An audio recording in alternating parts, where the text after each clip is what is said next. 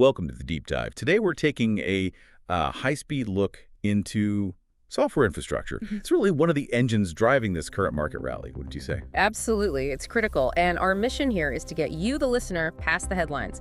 We want to give you the core facts on the big three by market cap: Microsoft, Oracle, and Palantir Technologies. Yeah, we'll unpack the fundamentals, the technicals, key news, and do a bit of fun paper money math for each one. Get you informed fast. Exactly. And just that quick necessary disclaimer up front.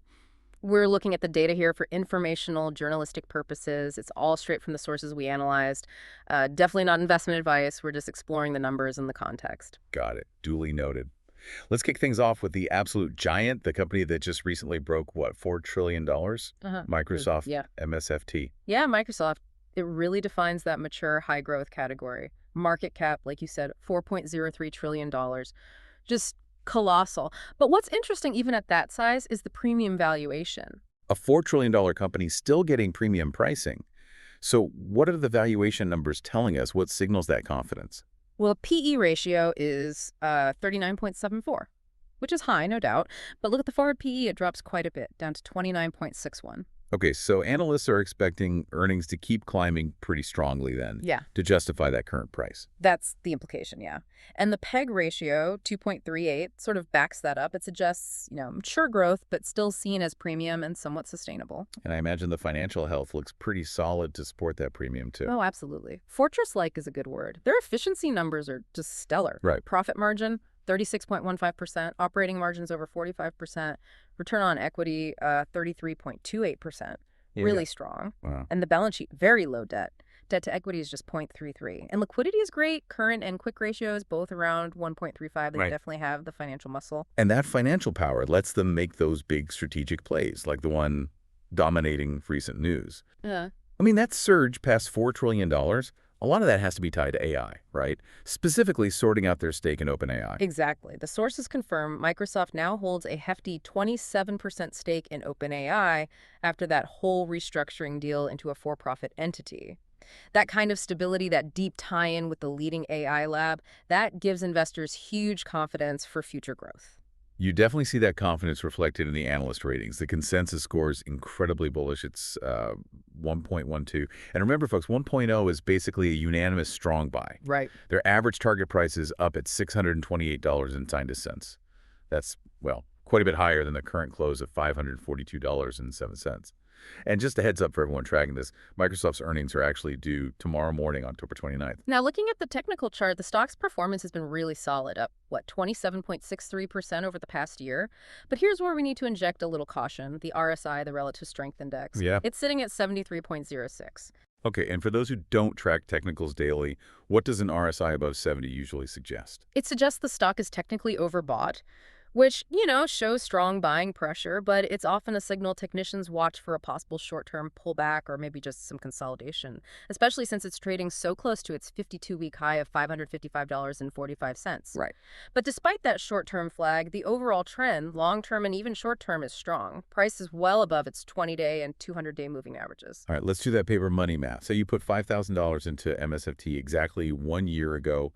Based on that 27.63% gain, the price back then would have been roughly $424.70. That sounds about right. So your $5,000 would have bought you 11 shares. Your total initial outlay, $4,671.70. And today, those 11 shares are worth $5,962.70. So a nice solid return. That's a paper profit of $1,291.07. Pretty much what you'd expect from a stable giant like Microsoft. Yeah. Okay, moving on to Oracle Core. ORCL, the cloud challenger, market cap around $800 billion. And you mentioned a big valuation contrast here compared to Microsoft. Oh, it's a night and day difference, and it tells a story right away. Microsoft's PE, around 40, right, reflects stability. Oracle, even though it's also a mature tech company, trades at a PE of 65.01. 55? Wow. Yeah. That implies huge growth expectations, and it's somewhat backed up by their projected 5-year EPS growth, which is estimated near 22%. Very aggressive. But the financials behind that, that tells a really different story from Microsoft's fortress balance sheet, doesn't it? Yeah. The debt levels. They are. Well, you called them eye-watering earlier, and that fits. Oracle carries a lot of debt. The debt-to-equity ratio is sky high at 4.62.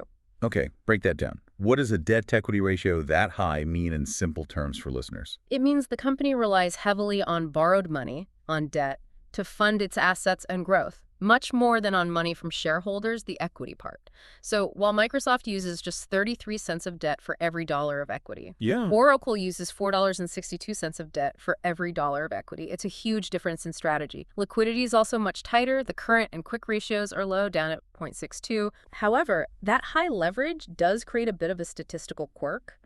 It results in an incredibly high return on equity, 71.15%. It suggests they're generating profits very efficiently off that smaller equity base. Or maybe it just highlights the extreme leverage they're using. And that aggressive approach, the leverage, the big investments, it ties right into the news cycle, doesn't it? Oracle's making a massive push into AI, big partnerships, like with AMD, to build out their AI infrastructure. We saw CEO Larry Ellison's wealth shoot up on this news, too. Yes, but there's a flip side, a potential red flag in the data. The insider activity. We found quite a few insider sales logged just this past October. Oh, really? Who's selling? High-level execs, Yeah. the CEO, chief accounting officer, vice chairman, selling shares, sometimes pretty large blocks. Given insiders know their company best, seeing consistent selling during a big run-up, well, it's something investors definitely need to scrutinize. Interesting. Despite that selling, analysts seem mostly positive. The recommendation score is 1.83, kind of a buy, and the target price is $350.14. Technically, the performance has been phenomenal over the year, up 61%, but the short-term picture is a bit softer right now. The stock's at $280.83, but that's actually almost 3% below its 20-day moving average. Okay, so that signals maybe some short-term weakness, profit-taking perhaps. Could be. Closing below that SMA 20 is often seen that way. And adding to that, their recent EPS quarter over quarter actually dipped slightly, down about 2%, so maybe a little slowdown in earnings momentum recently. Okay, let's run the numbers for Oracle. Paper money math time again, that amazing 61.04% annual gain. So 1 year ago, the price was roughly $174.39. If you invested $5,000 then. Your $5,000 would have snagged you 28 shares. Total initial cost, $4,882.92. And today, those 28 shares are worth $7,863.24. So the paper profit here is $2,980.32. That's a fantastic return, more than double the paper profit for Microsoft over the same year. Really shows that aggressive growth profile paying off, at least on paper, recently. All right, finally, let's tackle Palantir Technologies, PLTR. If Microsoft's the oil tanker, Palantir's like the jet ski. Smaller, way more volatile, incredibly fast, market cap around $450 billion. But the usual valuation metrics here just, they go out the window, don't they? Completely. This is where valuation becomes almost philosophical. Palantir's PE ratio, get ready for this, 638.11. 630. 630, astronomical. And look at the price-to-sales ratio, 130.73. Okay, what does a price to sales of 130 actually mean for someone listening? How should they think about that? It means for every single dollar of sales Palantir generates right now, the market is willing to pay over $130 just to own a piece of the company generating that dollar. It's pricing in truly massive, almost speculative levels of future growth. The PEG ratio is also sky high at 15.65. This stock is all about future potential. But despite that wild valuation, their balance sheet is actually pretty clean in one really important area, right? Unlike Oracle. That's a key point, yeah.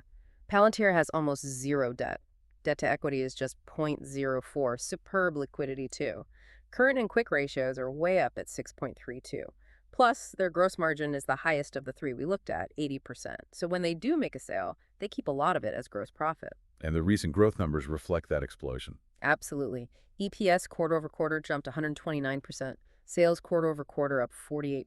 Just explosive growth metrics recently. This stock really feels like the poster child for AI hype and momentum right now.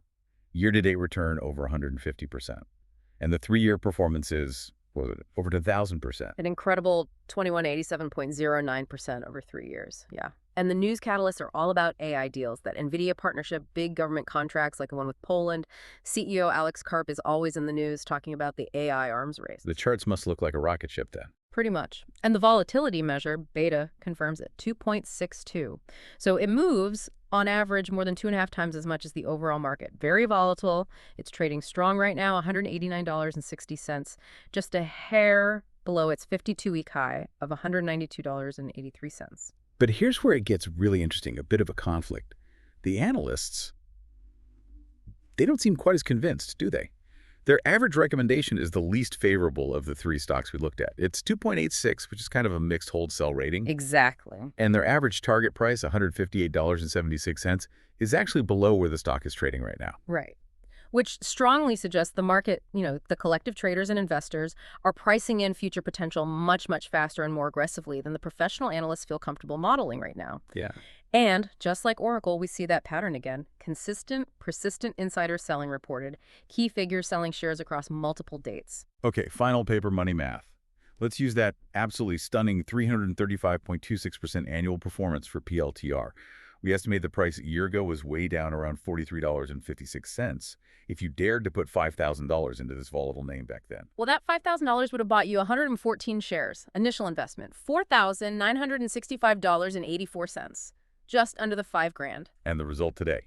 Prepare yourself. Those 114 shares are now worth $21,614.40. That single paper trade yields a profit of $16,648.56. Just massive. It really shows the kind of returns possible, on paper at least, from these hyper-growth AI momentum stocks. #outro.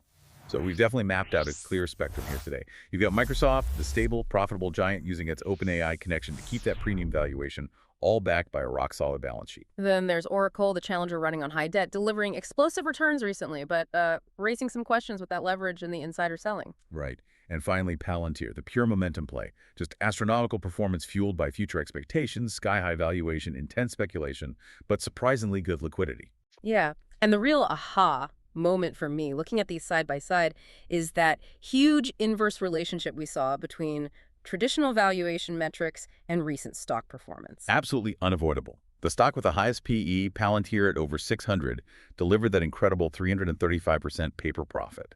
While the most reasonably valued stable stock, Microsoft, gave us the lowest paper profit at 27%. Still good, but vastly different. It really forces you to ask, right? In this market, driven so much by AI narratives, how much weight do you give to current proven profitability like Microsoft has versus that raw, maybe speculative anticipated future growth that's driving Oracle and especially Palantir? That's the key question. And maybe one final thought to leave everyone with. The recurring theme of insider selling. We saw it across all three, the giant, the challenger, the hyper-growth stock. Now, these executives, they know more about their companies than anyone.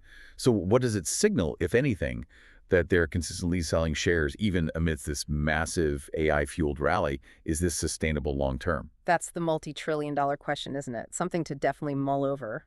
Indeed. A critical thought to end on. That's all for this deep dive.